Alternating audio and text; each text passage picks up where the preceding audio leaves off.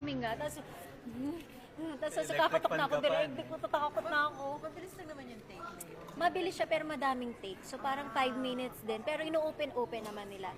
Every time nakakatok ako. Kasi Parang challenge. Medyo claustrophobic. hindi ko alam. Doon ko lang nalaman na oo, claustrophobic ako. Pero grabe, sobrang viral yung yung behind the Nakaganon ka pa yan, nun. Kasi, kasi di ba kung takot ka, anong gagawin mo? Di takutin ko pa ang sarili ko. Di happy-happy ako doon. Uy!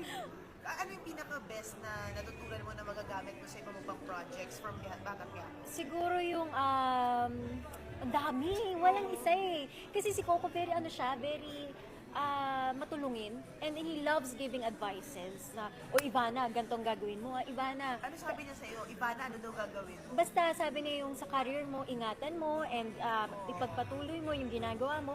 Treat everyone nicely. Kaya yung buong production, yung staff, sobrang